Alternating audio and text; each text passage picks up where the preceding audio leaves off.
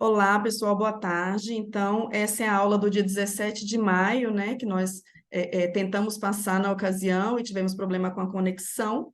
E aí, a Heloísa está aqui para repassar com a gente todo o conteúdo para que vocês não tenham prejuízo. Então, Elo, por favor, a palavra é sua. Boa tarde a todos e a todas. É com alegria que eu retomo aqui o conteúdo que a gente deveria ter trabalhado, mas eu continuo com a data do dia 17 de maio. O que nós vamos trabalhar é a questão do Instituto Marista e legislação. Quando a gente fala legislação, tem muita gente que treme nas bases. Lei, o que é isso? Então, eu gosto sempre de dizer o seguinte: que a gente estudar a evolução da estrutura e da legislação do Instituto dos Irmãos Maristas é uma forma da gente se aproximar da vida do fundador e de ver como é que se desenvolve essa vida ao longo do tempo. Porque legislação está em função de uma estrutura. O que é estrutura? São as bases, não é, de qualquer organismo, ou material ou imaterial. Por exemplo, a gente fala da estrutura física, né? Estrutura óssea, estrutura mental, estrutura psicológica, estrutura social, estrutura espiritual, né? Mas a gente fala também da estrutura geológica, por aí vai. A legislação quer garantir que essa estrutura funcione em função da vida. Então, durante muito tempo, a gente só conhecia a vida do fundador por meio da história contada pelo irmão João Batista Firet. Só que com a evolução dos tempos, né, depois do Vaticano II, surgiram outros estudos que vão nos dar a capacidade, a possibilidade de, ao olhar a legislação e a estrutura do fundador, do Marcelino Champagnat, a gente pode também adquirir esse olhar de Marcelino e ver como é que ele pensou o Instituto. Então, é isso que eu gostaria de conversar com vocês. Então, retomando, qual era a estrutura que o Marcelino tinha, estrutura física que ele tinha, quando ele fundou o Instituto? Nós sabemos que foi em Lavalá, em 1817, sabemos que no ano seguinte ele começou com dois jovens, em dezembro de 1817 eram três, no ano seguinte eram cinco, seis, então ele teve que ampliar a casa. Mas, ao ampliar a casa, ele também precisou de organizar essa casa. A legislação trata dessa organização da casa. Por exemplo, ele falou para os jovens: olha, vocês vão escolher entre vocês um diretor que possa ajudar, possa servir de intermediário, porque o Marcelino não morava lá com eles. Depois, Marcelino resolveu sair da casa paroquial e morar com os jovens.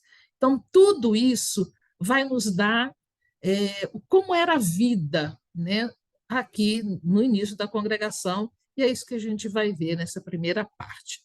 Então, essa estrutura ficou, né, os irmãos maristas ficaram em Lavalá até 1825, quando Marcelino viu que já estavam aumentando as vocações, portanto, a estrutura humana estava aumentando, né, a sociedade estava aumentando, precisava de um local também mais adequado para a vida do Instituto. Então, ele comprou um terreno perto de Saint-Chamond, né, que deu o nome da Casa Notre-Dame de l'Hermitage, e começou a construir essa casa. Então, tinha um riacho, que a gente está vendo aí. Então, o primeiro desenho, o desenho mais antigo que tem, de 1824. Então, essa casinha aqui é uma capelinha que ele construiu para rezar a missa todo dia, bem cedinho, antes de começar a construção. E a construção vai se dar nesse terreno aqui, que é um terreno rochoso. Ele alugou umas casinhas aqui para ficar, para se hospedar enquanto tinha a construção. Muito bem. Então, quando eles mudam para lá em 1825, era essa casa que tinha sido construída. Então, já tinha uma capela, já tinha uma capacidade para 100 pessoas. o rochedo continuava aqui. E, para essa construção, nós sabemos que ele contou com a participação dos irmãos e de alguns profissionais do local, né, de Saint-Chamond, 4 ou 5 especialistas que construíram, ajudaram a Champagnat a construir essa casa. Não vou entrar em detalhes da construção, porque imagino que você já conheça, já tenha visto. Então, de 1800 até 1840, Champagnat viveu nessa casa. Ele comprou a margem esquerda do rio, então já no tempo dele já tinha uma construção maior. Vocês estão vendo que já foi ampliada, né?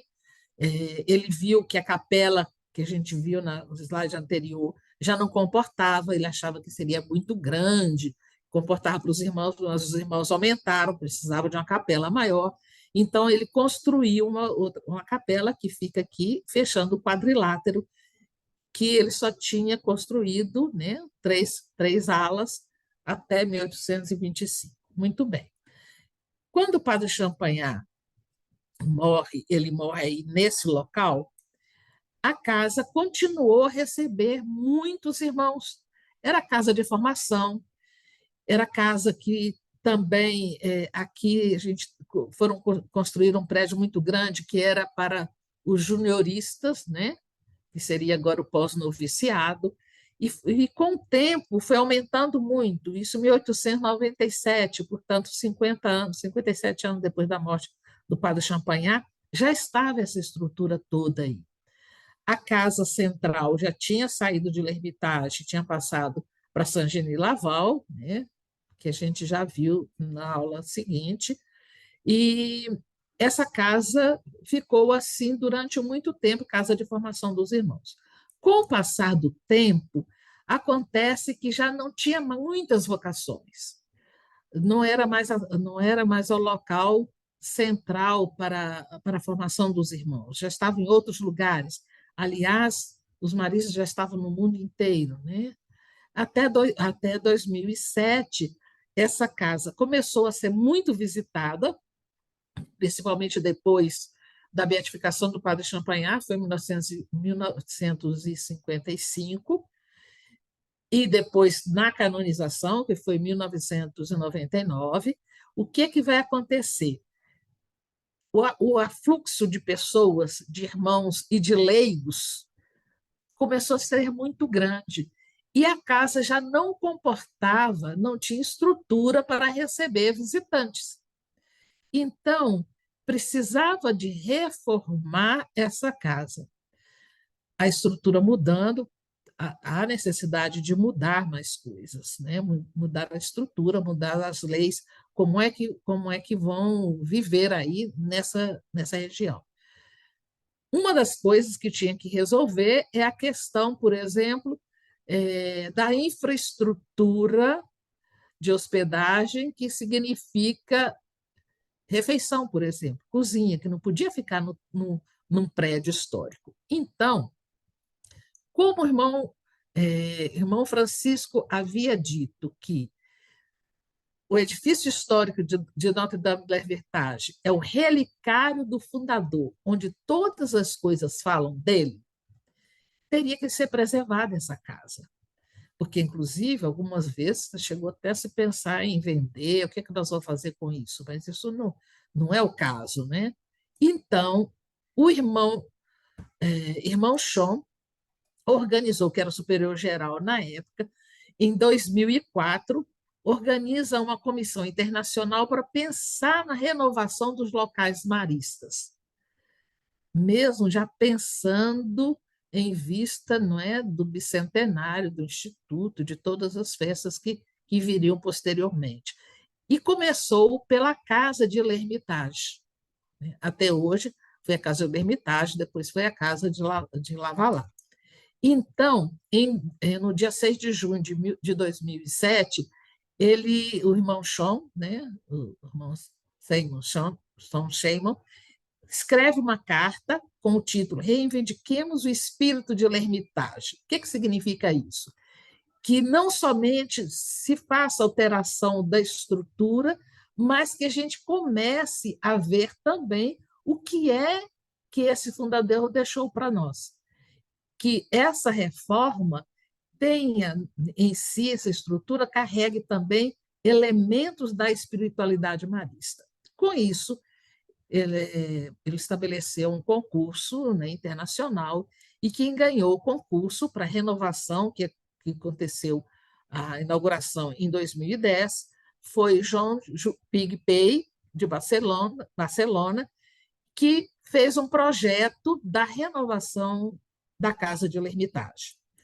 O projeto dele apresentado foi esse: conserva o prédio histórico de Marcelino.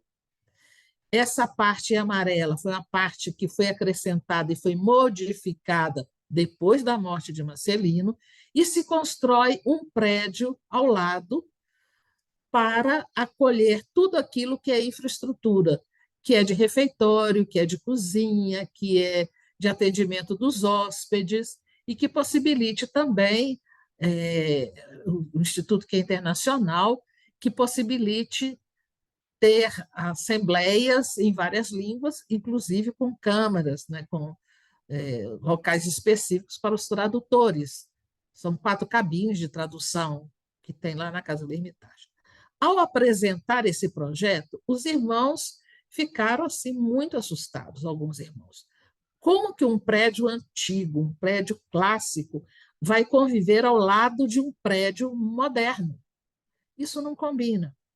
E aí o João, que é um senhor muito simpático, muito espiritual, muito imbuído do espírito marista, ele disse assim: olha, gente, o que foi que Marcelino deixou para a gente, aquilo que é o legado que ele nos deixa, tem que ser atualizado. Nós temos que trazer para os dias de hoje. É esse convite que eu faço. Que nós vamos ver hoje, o que é que ele diz para a nossa vida. E olhando a nossa vida, o que é que nós podemos nos inspirar naquilo que Marcelino diz. E ele coloca um símbolo muito interessante. Para atravessar do antigo para o moderno, ele construiu uma ponte que valorizou o rio Gier, porque antigamente a gente sabia que tinha o rio, mas ele não tinha a expressão que tem. E é dessa ponte. Desse lado interno, a ponte está aqui. Do lado externo, interno, aliás, virando para a propriedade, são paredes de vidro. Então, você vê o Gier, você escuta o Gier, sem, mesmo no tempo de chuva, em tempo de inverno rigoroso, você está vendo o Gier. Do outro lado, olha só o que é. É uma parede, tem uma parte de vidro também, que deixa passar a luz, mas é uma parede que, por dentro, é cimento armado, né? Tudo assim muito seco. Alguém falou para ele: por que não coloca umas gravuras? Por que não pinta? Ele falou assim: não, isso é símbolo. Isso daí é um sinal de que na nossa vida há coisas que nós já vemos, há coisas que nós apreciamos, há coisas que são fáceis para nós, são visíveis, e há coisas que são difíceis, que são rudes, que precisam da gente trabalhar também e a gente saber conviver com o difícil e com o agradável. E para passar do que é o tempo moderno para o tempo de Padre de Champagnat, exige um esforço, exige uma caminhada, exige um desejo de a gente se apropriar daquilo que o Padre Marcelino deixou. Ao mesmo tempo que, ao saber da história, trazer para a nossa realidade é um esforço também. Então, o convite que eu faço ao ver essa legislação é essa passagem do legado do Marcelino, o que ele deixou para a gente, como é que nós atualizamos. E o que nós atualizamos hoje está de acordo com o pensamento de Marcelino? Então, ao longo desses mais de 200 anos que nós já estamos vivendo agora, o que é que a gente vai ver de Marcelino? No tempo dele, só existiam irmãos na França e ele mandou 4 grupos de irmãos para a Oceania. Então, a estrutura que estava, a legislação que ele havia deixado, foi suficiente para esse tempo aqui. 1836, ele falece em 1840. Só que a história continua. Então, o que mais que a gente vê para esse mundo marista de hoje, que está em todos os continentes. Aqui está, né, o mapa atual das regiões do Instituto Marista, como é que se expande, né? Como é que está presente nesse mundo todo. É lógico, a estrutura mudando, a legislação também vai sendo atualizada. Ela se atualiza, estrutura e legislação, de acordo com a vida. É a vida que diz o que é necessário e é a vida que reporta isso aqui vai bem, isso aqui não vai bem. Né? É a vida humana, né? A vida que Marcelino deixou, que dá essa resposta para nós, esse parâmetro para nós. Então, essa história nós podemos encontrar, vou passar muito rapidamente, mas tem um texto muito interessante, que é do irmão Alain Delorme, numa conferência que ele fez em 2000, quando do centenário da presença marista no Rio Grande do Sul, ele falou da congregação marista desde 1817 até 2000. Ele faz um breve relato histórico. Ele conta toda essa saga marista, com essas dificuldades, com essas alegrias, como é que vai desabrochando, desde a vida do Padre Champagnat até 2000. Então, vou disponibilizar para vocês esse texto, e vocês, se quiserem, são poucas páginas, não chega acho que 20 páginas. Mas quem quiser saber mais, tem a história, um livro que se chama A História do Instituto dos Irmãos Maristas, que foi escrita pelo irmão Luiz de Justo, que era um italiano que vivia no Uruguai, ele já faleceu, e foi tradução do irmão Salvador Duran e Aristides Zanella, publicação do FTD em 2007. Então, ele faz todo o processo e detalha mais aquilo que nós vamos ver agora e também o que eu falei na reunião subsequente a essa, né? E mais completo ainda, nós temos hoje a história do Instituto, com 3 volumes, que foi o presente, né, que o Instituto oferece, que o Conselho Geral, por meio da Comissão Internacional do Patrimônio, né, histórico do Instituto, da Comissão de Patrimônio, oferece ao Instituto os 100 anos, né, para os 200 anos, esses 3 volumes. Os 2 primeiros volumes escritos pelo irmão Lanfrey e o terceiro volume escrito pelo irmão Michael Green. Então, é esse material que nos ajuda a enxergar essa caminhada marista aí. Então, a gente começa com uma visão, só uma visão geral, da legislação da legislação e da estrutura do Instituto, de 1816 até 1854. Eu vou um pouquinho além nessa aula da vida enquanto vivia o padre Champagnat. Então, desde Lavalá até L'Hermitage. Então, para isso, depois do Vaticano II, foi uma recomendação da Igreja que as congregações religiosas voltassem à história das próprias fundações. Então, ao voltar à história da própria fundação, os maristas descobriram muitas coisas que até então não estavam reveladas. A gente tinha a vida do padre Champagnat, escrita por João Batista Firet, e foi essa vida que formou os maristas ao longo do tempo.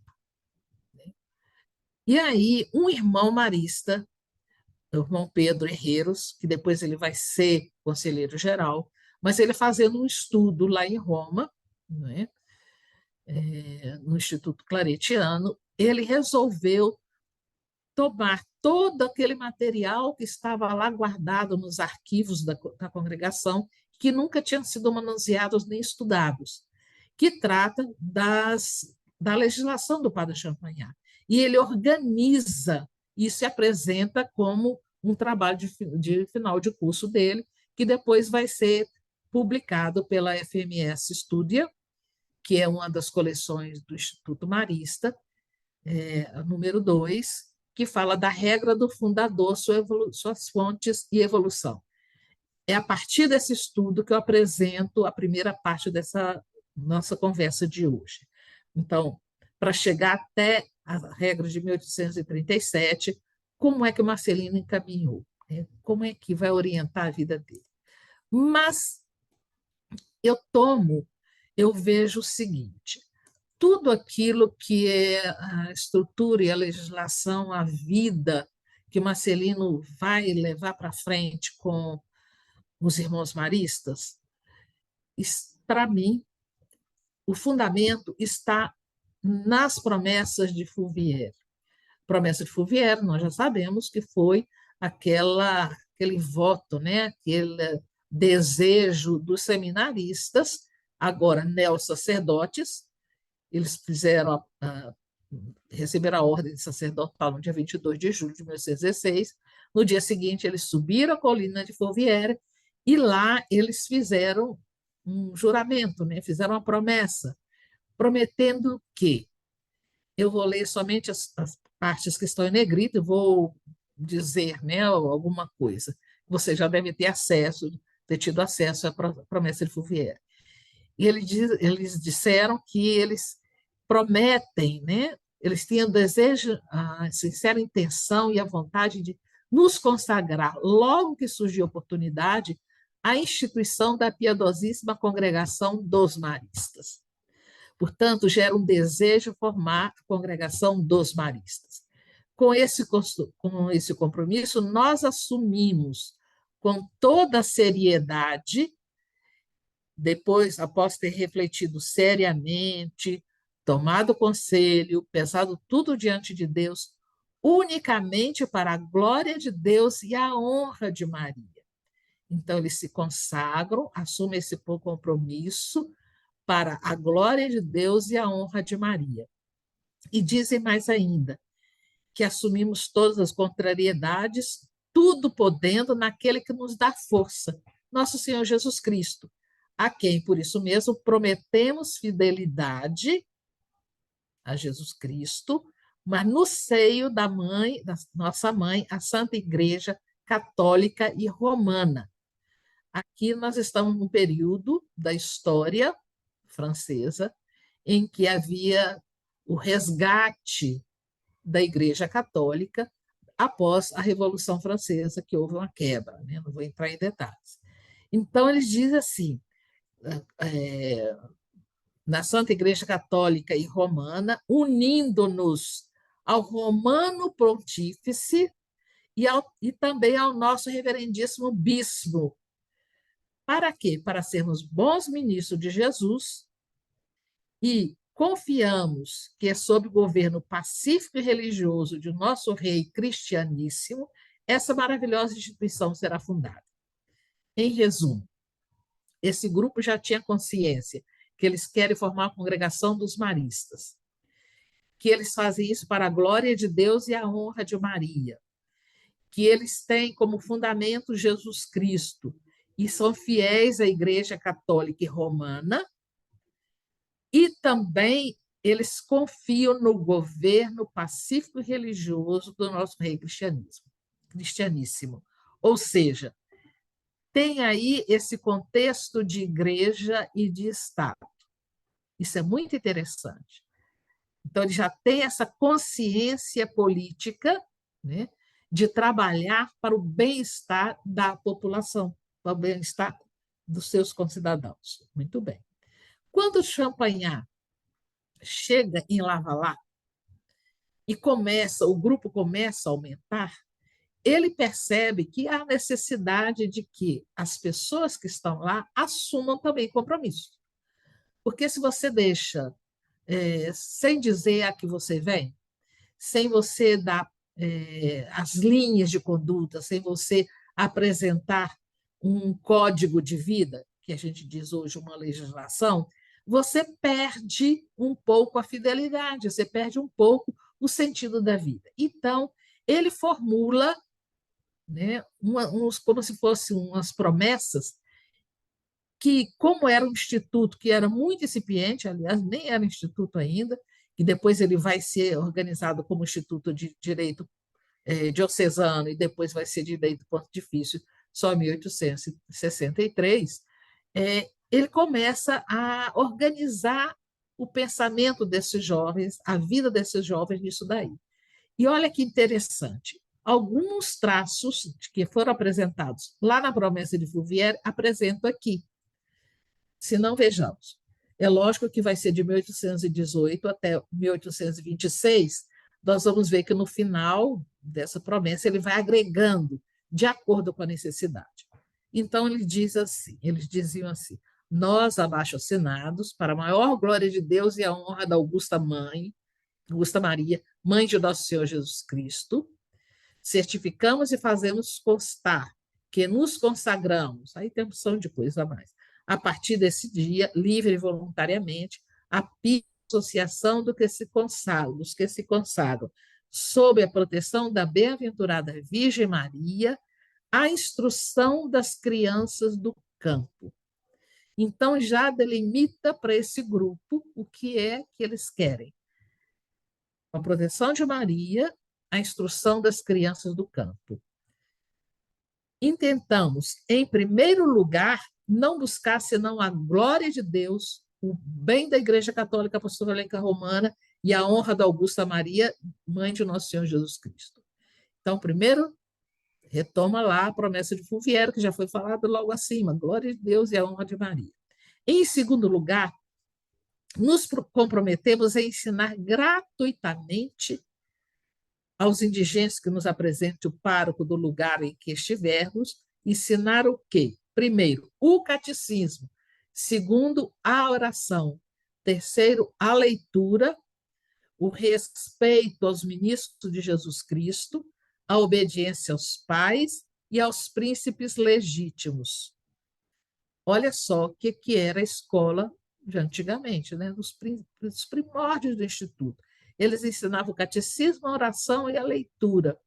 E a respeito aos padres, aos pais e aos reis. Né?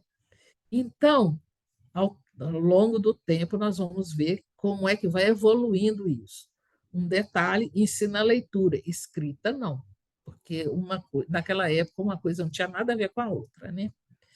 Intentamos, em terceiro lugar, aí já é coisa posterior, tá? Comprometermos a obedecer sem replicar ao nosso superior, a todos aqueles que receberem ordens suas de nos presidir. Em quarto lugar, guardar a castidade. E em quinto, colaborar em tudo para o bem, colocar tudo para o bem comum.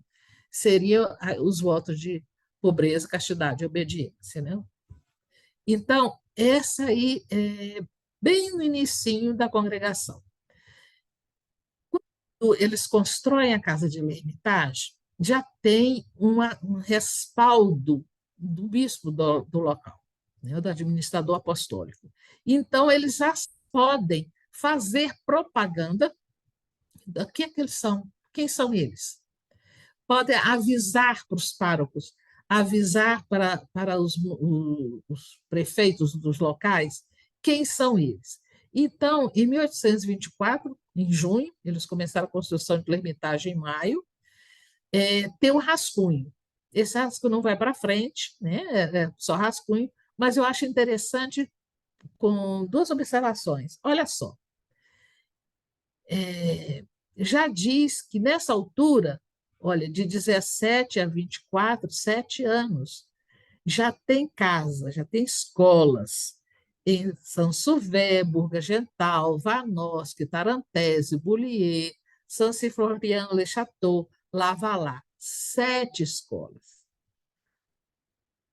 Lembrem-se que são escolinhas pequenas, né? E eles dizem assim: a instrução das crianças em geral e, em particular, dos pobres órfãos é o objetivo da nossa instituição. E aí diz, logo que tivermos terminado a casa do Ermitage, nós vamos também colher mais pessoas, etc, etc. Esse foi o rascunho, de junho. E aí eles publicam esse prospecto dos estabelecimentos dos pequenos irmãos de Maria em julho, para falar o quê? Quais são os aspectos da função educativa? O que eles pretendem? Quais são as condições que devem ter os jovens que queiram participar dessa congregação, dessa família religiosa? E pela primeira vez aparece em documento oficial o termo pequenos irmãos de Maria.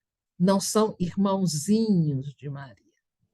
Pequenos irmãos de Maria, para salientar que existiam os grandes irmãos E havia muitas congregações dos pequenos irmãos de Maria.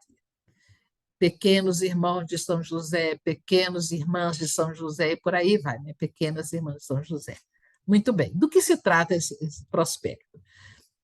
Então, ele vai primeiro dizer assim: olha, a classe social menos afortunada, né, é confiada aos irmãos das escolas cristãs, mas eles exigem muito dinheiro, porque são 4 que vão, então não tem jeito. Com isso, as crianças da zona rural, eles não podem ter educação desses irmãos das escolas cristãs, que eram os grandes educadores da época na França. E aí, bem, primeiro eles dizem por que existe a congregação dos irmãos maristas. Eles dizem, no segundo, no intuito de atenuar esse inconveniente, foi fundado um estabelecimento de professores chamados Pequenos Irmãos de Maria. No momento, uma casa deles está sendo construída em L'Ermitage de Notre-Dame, perto de Saint-Chamond, no departamento do Loire. A troca de L'Ermitage de Notre-Dame por Notre-Dame de L'Ermitage, vocês vão ver com o irmão Ivo, né? Então, o início era L'Ermitage de Notre-Dame. Depois de 1826, vai ser Notre-Dame de L'Ermitage. Então, diz assim, estabelecimento desses irmãos. O que estava dizendo ainda? Que os jovens que queiram abraçar esse gênero de vida serão recebidos na congregação, desde que eles tenham de 15 a 30 anos, que saibam ler e escrever regularmente e venham munidos de um atestado de bons costumes. Isso depois vocês vão ver que vai ter uma progressão. Naquela época, é isso que o Marcelino podia exigir e tinha a perspectiva de exercer. Eles exigem, aí o que é que os municípios deverão pagar para os irmãos? 1.200 francos para 3 irmãos, 800 para 2 irmãos. Como é que é esse pagamento? Que o município pode cobrar, né? Para garantir também, pode cobrar dos pais que tenham condição de pagar. Então, o pagamento, uma casa conveniente, né? Uma horta e um lugar de recreio para os alunos. Então, diz quais são as condições. Os irmãos não têm propriedade. Eles vão para uma escola em que o município ou a paróquia ofereça isso. Pagamento, uma casa que tem um espaço de horta e um lugar de recreio. O que mais que ele diz aqui? Eles ensinam o catecismo, a leitura, a caligrafia, o cálculo, os elementos da gramática francesa, o canto da igreja e a história sagrada. Vocês estão vendo que de 1818 a 1824 houve uma progressão do que eles ensinam? Então, aquela promessa ela vai sendo adequada também, como o prospecto já está dizendo, a leitura e a caligrafia, é a escrita, o cálculo, os elementos da gramática francesa, o canto da igreja, a história sagrada. E eles seguem o método dos irmãos das escolas cristãs, porque eles eram os grandes educadores da época. Então, fala que os pequenos irmãos de Maria contam com as orações dos fiéis e de suas liberalidades, ou seja, suas ajudas financeiras, recomendam-se a benevolência dos senhores vigários da Diocese de Lyon e de outras dioceses, assim como de pessoas generosas. O que mais que diz? Que as pessoas que precisarem de mais informações sobre o Instituto dirijam-se ao senhor Padre Couvey, que era o padre superior geral, e ao padre Champagnat, que era o padre diretor, residentes provisoriamente em Lavalá, no cantão de Saint-Chamond, Loire. Vista e permitida a impressão em Lyon, em 19 de julho de 1824, Choleton, vigário geral. Aqui, quem era o superior geral na época era o padre Couvey, a história você já conhece. Então, esse prospecto era publicado. Diríamos nós hoje, era um folder, né? Hoje, quando a gente quer anunciar alguma coisa, a gente vai nas mídias sociais, a gente vai na televisão, a gente tem outros recursos, daquela época não. Então, aqui é uma fotocópia de um deles, né, assinado pelo Choleton. Muito bem. Com o passar do tempo, as coisas vão sendo atualizadas. Vejam só o que acontece 10 anos depois, em novembro de 36. Aí já vou ver as alterações que vão acontecer. Prospecto da Sociedade dos Irmãos de Maria, estabelecida em Notre-Dame de l'Hermitage, perto de Saint-Chamond, Loire. Os Irmãos de Maria têm como objetivo a instrução primária. Além da instrução religiosa, ensinam a leitura, caligrafia, os elementos da gramática francesa, o cálculo, o sistema legal de pesos e medidas, os elementos da história e da geografia. E para o ensino segue a nova pronúncia e o método mútuo simultâneo. Portanto, não é mais aquilo que era dos irmãos de La Salle. Não é? Então, já tem um método próprio. E aqui já fala que o sistema legal de pesos e medidas, porque quando se implanta na França e depois se espalha para todos os países de línguas neolatinas, a questão decimal, né? Diferente dos polegados, etc., que é o inglês e suas derivados, né, vão continuar. Então, diz que que o objetivo da sociedade dos irmãos é também dirigir casas de providência, quer dizer, que acolham crianças que não têm condição de pagar, que são desprovidas disso. Os irmãos são enviados aos municípios que os peçam. Os irmãos falam assim: olha, vocês querem? Não, tem que pedir, né? Desde que ofereça. Aí já tem 4 irmãos, já tem a possibilidade de mandar mais irmãos.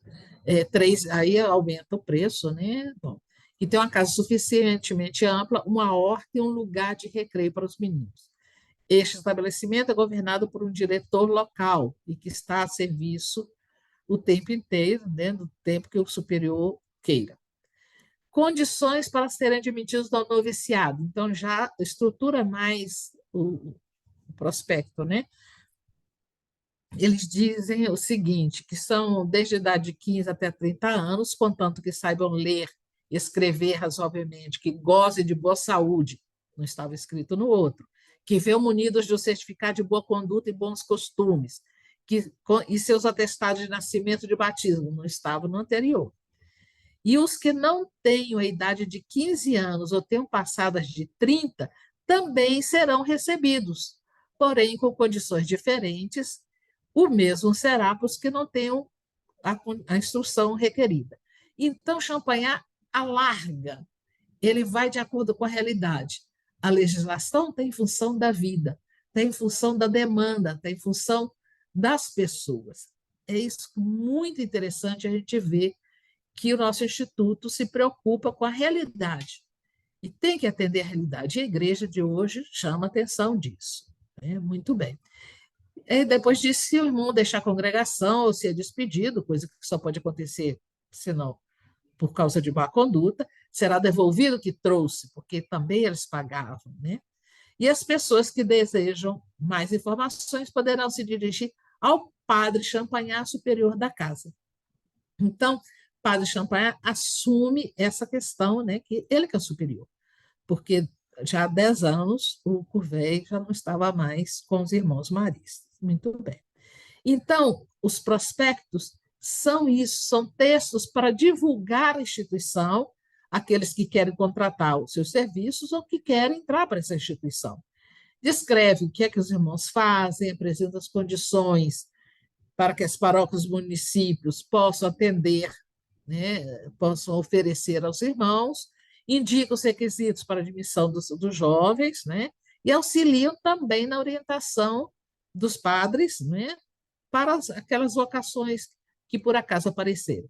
E foram muitas que apareceram, né, nesses pequenos lugares. Esses são os prospectos. Só que, quando o Instituto começa a se organizar, em 1825, então precisa já estabelecer uma autorização legal, ou seja, o governo precisa reconhecer que existe essa congregação, que existem esses irmãos professores, precisa ter o reconhecimento legal. Para isso, eles têm que escrever estatutos, têm que apresentar às autoridades competentes que possam autorizá-los a estarem atuando nessa questão. Isso vai ser uma demanda do padre Champagnat, de 1825, e ele vai morrer sem conseguir essa autorização. E vai ser muito difícil a vida ali dos irmãos. O padre Champagnat tem que lidar com muitas dificuldades ao longo desse tempo para manter o Instituto, né, de forma legal.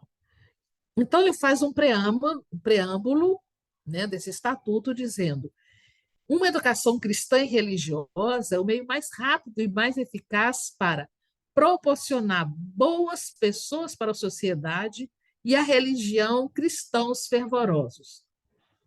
Estão lembrados daquele ditado que diz assim, né? Ditado não, aquilo que é norma nossa, né? Formar bons cristãos, virtuosos cidadãos, já está aí em documento oficial em 1825.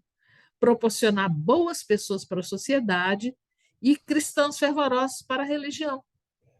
Infelizmente, esse meio, a educação cristã, né, falta a maior parte dos municípios rurais, a insuficiência dos recursos dos municípios, a pobreza de seus habitantes, não permitem que confiar a educação dos jovens aos irmãos das escolas cristãs, que são os irmãos de La Salle, cujo mérito e capacidade são conhecidos por todos.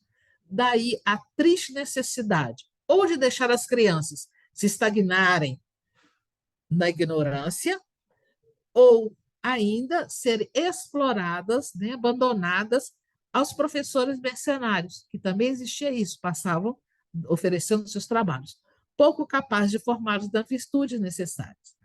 Movidas por essas considerações, pessoas piedosas formaram na Diocese de Lyon uma nova congregação conhecida com o nome de Congregação dos Pequenos Irmãos de Maria. Se lembra que eu falei que no documento de 1824, o prospecto é o primeiro que aparece, Pequenos Irmãos de Maria? Então, aqui já aparece como um documento oficial de pedido de reconhecimento o nome de Congregação dos Pequenos Irmãos de Maria. Esse é o preâmbulo.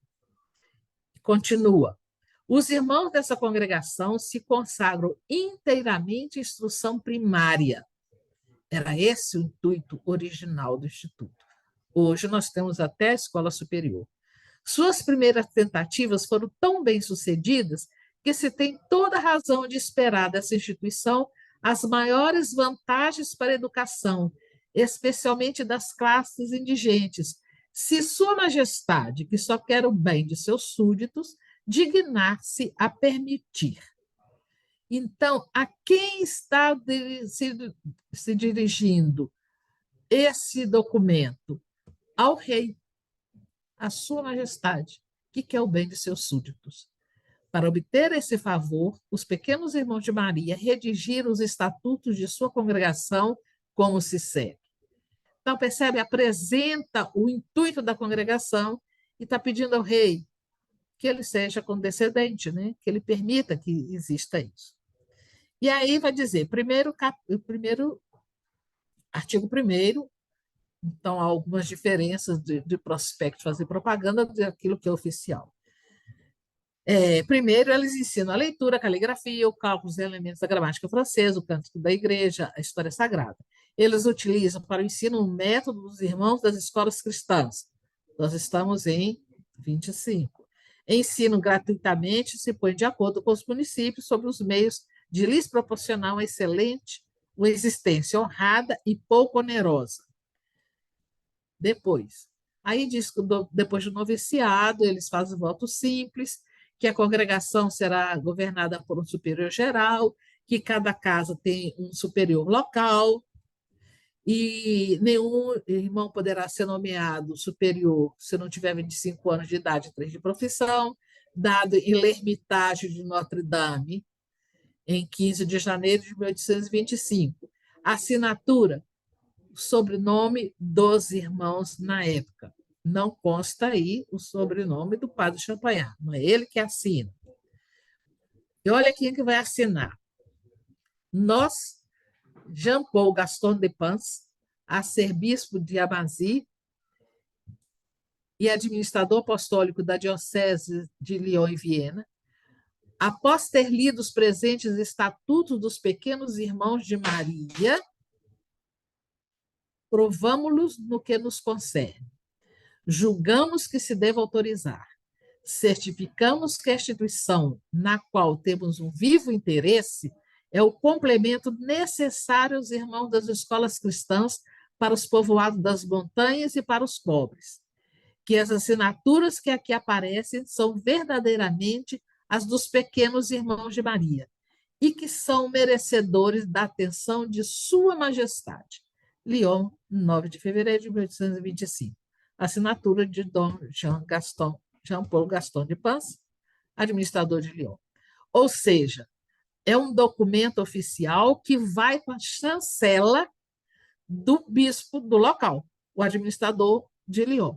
Não era bispo, porque o cardeal Fesch havia sumido, né, havia deixado, não pediu licença do cargo, questões burocráticas ainda, resquício da Revolução Francesa, Napoleão Bonaparte e companhia. Muito bem. Então, o João Gaston de Pans apresenta isso e eles levam para o rei. Não deu resultado, né? São muitos estatutos que vão ser escritos, são 10 estatutos, para vocês terem ideia, né? Alguns não eram apenas rascunhos, não foram colocados, mas vocês têm, por exemplo, o estatuto que foi mandado para a rainha, que tem uma carta do padre Champagnat à rainha, que vocês devem ter visto com o irmão Ivo, né? Ou vão ver com o irmão Ivo. Então, o intuito dos estatutos não mudam. Foram escritos desde 1825 até 1836. E padre Champagnat lutou a vida inteira para conseguir aprovação, e já falei que só vai conseguir depois da morte. Então, são 2 tipos de documentos que, ao ler, os irmãos e nós leigos vamos entendendo como é que o padre Champagnat concebia o seu instituto, como é que ele pensava a educação, como é que ele lidava com as autoridades, sempre com respeito muito grande e sempre recorrendo. Mas tinha a vida interna também dos irmãos, que tem o nome de regra, né? As constituições. Era para segurar a regularidade no instituto, ou seja, como começou já a expandir muito, vocês viram que já em 24, né, já existiam 7 casas, 7 cidades diferentes. Então, como é que vai manter que todos falem a mesma linguagem? Que todos vivam a mesma experiência que vive lá em L'Ermitage? Então, ele registra isso, e era uma cópia manuscrita, e faz uma cópia para cada lugar. Foi encontrada, muito tempo depois da morte do padre Champagnat, em 1897, na casa de Saint-Sauveur-Henri, no Loire, fotocópia de um manuscrito, né, da regra de 1830. É muito interessante, porque era uma mistura de muitas considerações, né? Horário da casa. Então, que horas que tinha que acordar no verão, no inverno, como é que organiza? Regulamento para as aulas das crianças, então, 7 artigos. Observações para os irmãos, sobre os passeios e viagens, então, aí, vários artigos falando disso. Que meios que devem ter, né, para viver como bons religiosos, os mandamentos, que não são mandamentos da lei de Deus, e volta a continuação do regulamento, né, para as aulas dos meninos. Eu achei muito interessante o último item, né, dessa continuação, que diz assim: será amarrada por uma extremidade a vareta que serve para mostrar as letras do alfabeto, e o mesmo será feito com aquela de aritmética. O que é isso? Porque naquela época não existia livro, né? Os meninos tinham que olhar os cartazes que os irmãos tinham na parede. E, para isso, eles apontavam com uma régua, com uma haste, né? Então, a vareta. Então, o padre Champagnat, para evitar castigos físicos, ele dizia que tinha que estar amarrado para que não alcançasse os meninos. Então, a questão pedagógica muito interessante. Muito bem. Quem copia, né? Quem conta um ponto aumenta um ponto, quem copia também perde coisas pelo caminho. Então, 1837 Elô, aparece. Oi. Elô, já que eu sou a única aqui. É só porque eu achei bastante interessante essa questão que você colocou da regra, e dá para perceber que elas eram de uma forma mais de questões práticas, né? Eu não sei, assim, eu acho que isso aí foi que originou o que a gente tem hoje como a regra dos irmãos, né? Regra de vida.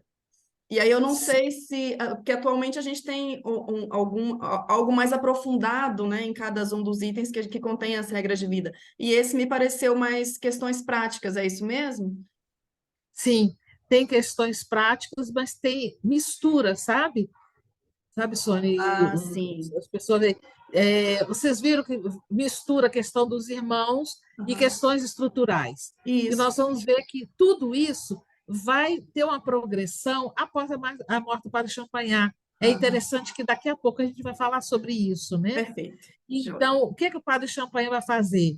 Ele vai tomar aquilo que era dos prospectos e que era dos estatutos e que era da regra de 30, de 1830, e Uhum. vai imprimir nessa regra de 1837. Tá? Ah, Mas foi bom você ter falado. E realmente é para ter mais clareza. Aquilo que eu falei assim, aquela regra de 30 era uma mistura, né? uhum. Está falando dos meninos, está falando de viagens. Você imagina, sobre viagens e passeios, eu tinha mais assunto. São coisas práticas. Sim. Por que também isso, gente? Porque ele estava lidando com jovens que eram semi-analfabetos, jovens que não tinham cultura, que vinham da região rural para ser irmãos. Ele tinha que burilar, tinha que acompanhar um pouco a formação humana, né? E hoje, nós vamos chegar lá, né? Hoje, como é que estrutura, né? Até as regras, constituições de 1800, 1985, 86, né? Que foi modificada agora no capítulo geral de 1800, de 2017, dentro das constituições tinha os estatutos, Uhum.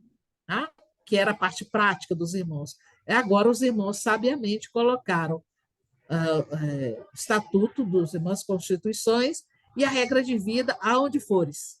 Isso. Então, tudo aquilo que é prática, né? E já com outro tipo de linguagem, que não é essa linguagem mais rude, né? Mais técnica daquela época. Joia. Mas é interessante você chamar atenção disso, porque nessa de 37 foi apresentada como uma carta. Sônia, já que você está aí, lê para nós essa carta, por favor. Claro. Uhum. Circular aos irmãos. Carta 89, janeiro de 1837. Recebam nos nomes dulcíssimos de Jesus e Maria a regra que estão desejando faz tanto tempo. Não pretendo obrigá-los a cumpri-la, artigo por artigo, sob pena de pecado. Contudo, vou lhes dizer que só desfrutarão de paz e satisfação na sua condição de religiosos, na medida em que vocês observarem com exatidão toda a regra. A fidelidade ao regulamento granjear-lhes-á a perseverança e lhes garantirá a coroa eterna. Aí tem uma parte aí, quem os cumprir, neles terá a vida. Que aí estava em francês, né, Elo? Em Deixo, latim. em latim, ok. Deixo-os nos sagrados corações de Jesus e de Maria, Champagnat. Isso. Então, ele escreve essa carta, né, para os irmãos e apresenta essa regra escrita, né? Jamais é uma regra impressa, são poucas páginas, mas tem um estudo muito interessante, né? Foi traduzida essa regra dos irmãozinhos, colocaram essa tradução dos irmãozinhos de Maria, que são os pequenos irmãos de Maria, de 1837, que o Memorial Marista de Curitiba fez a tradução e foi publicado no ano passado, em 2022. Uhum. E um estudo muito interessante sobre a regra de vida atual, fazendo um paralelo com essa regra de vida, né, a regra dos irmãos de 1837, escrita pelo irmão Sebastião Ferrarini, que eu aconselho que vocês leiam, porque tem muita coisa que a gente pensa que é para os irmãos, né? Não, é para nós que estamos na instituição, nós que somos leigos e leigas maristas, nós que queremos, né, e amamos essa instituição, que queremos viver esse carisma. Ele diz um itinerário para viver o evangelho na ótica marista. Então, eu aconselho que vocês tenham contato, tem o link aí, né, para vocês verem esses dois documentos que são muito interessantes. Muito bem. Padre Champagnat morre em 1840. Em 1851, surge o decreto de autorização legal do Instituto dos Pequenos Irmãos de Maria. Então, 11 anos após a morte do padre Champagnat, é que o governo francês vai reconhecer o Instituto dos Pequenos Irmãos de Maria como autorizados a lecionar, a ter casa em todo o território francês. E é interessante que o padre Champagnat dizia, olha, a autorização virá no momento que mais tivermos necessidade deles e melhor daquilo que nós estamos esperando. E realmente. Então, já que mudou, tem autorização legal, o que os irmãos fizeram sabiamente? Sob a direção do irmão Francisco, que nós sabemos que foi eleito superior geral, né, para substituir o padre Champagnat. Ele, junto com o irmão Luiz Maria e com o irmão João Batista Ferrer, convocaram o segundo capítulo geral. O primeiro foi em 1839, para eleger o sucessor do padre Champagnat. Então, esse capítulo geral é muito interessante, porque aqui que a gente vai ver aquilo que eu falei, Sônia, vai ter a capacidade de olhar para trás e ver o que é cada item daquilo que estava escrito nos prospectos, nos estatutos e na regra de 37, de 30 e 37. Então, esse capítulo geral foi convocado, eram os irmãos superiores das casas que eram os capitulares, e esse capítulo aconteceu durante 3 anos, uma quinzena em cada ano. Então, eles colocaram 3 documentos, regras comuns, guia das escolas e constituições e regras de governo. Então, nós vamos ver que um preâmbulo daquilo que vai ser o que vai ser atualizado hoje. Então, o Instituto vai se atualizando de acordo com a necessidade e de acordo com a percepção que vai tendo, né, da realidade, sem perder o fundamento da vida do padre Champagnat. Então, em 1852, os irmãos se reuniram de 31 de maio a 15 de junho e organizaram as regras comuns. O que é isso? O que cada irmão deve observar e os meios a serem postos em prática para se tornarem bons religiosos. Então, as regras comuns vai delimitar qual é o marco doutrinal e moral da congregação. Então, os irmãos, como é que eles vão se tornar bons religiosos? Então, são as regras comuns. Discutiram muito, era um grupo muito interessante. Tem os anais desse capítulo, né? Com a intervenção de cada irmão, como é que eles vão se posicionar, o que é que eles vão dizer, e como é que eles chegam a esse consenso e ter a capacidade de síntese disso. É um documento. No ano seguinte, eles se reúnem também no mês de maio, né? Então, última quinzena de maio, e eles fazem o guia das escolas. Então, o que vai aparecer? Os procedimentos que os irmãos devem seguir para se tornarem bons educadores. Então, com isso, eles demarcam a questão pedagógica. E olha que interessante, os documentos que hoje nós temos, eles são releitura desses documentos antigos, do segundo capítulo geral. O Guia das Escolas, por exemplo, vai se tornar, já em 1980, 90 e poucos, né? 98, vai se tornar o Missão Educativa Marista, e que agora também está em reforma, né? Está em reformulação, ou seja, mas não deixa para trás aquilo que é intuição. Sabe aquele prédio antigo que precisa ser reformado? Então, é isso, precisa conviver o antigo com o novo. E última etapa do capítulo vai dizer das constituições e regras de governo. Aí vai dizer um pouco sobre organização, administração, preservação e crescimento do todo o Instituto, que seria um pouco dos estatutos, né? Seria da estrutura da congregação. Garante o marco jurídico. Então, o que é que vai dizer que é esse instituto? Então, se a gente, até aí a gente está vendo que a congregação segue nesse ritmo de releitura que o padre Champagnat deixou, de reorganização, de reestruturação, mesmo porque o Instituto já começa a ter visão mais ampla, olhar mais além.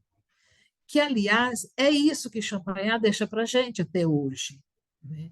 Eu gosto muito dessa estátua do padre Champagnat, que tem o menino, né, duas crianças, que são aí o objeto, né, simbolizando os jovens, as crianças e os jovens, mas tem uma criança que Champagnat coloca acima dele, olhar mais além.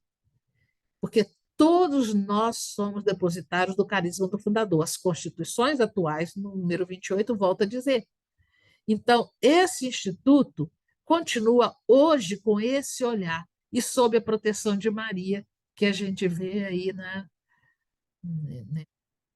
como se fosse o perfil de Maria nessa foto, na incidência do sol, na hora que o fotógrafo fez essa fotografia no dia da inauguração dessa estátua maravilhosa que está lá no Vaticano.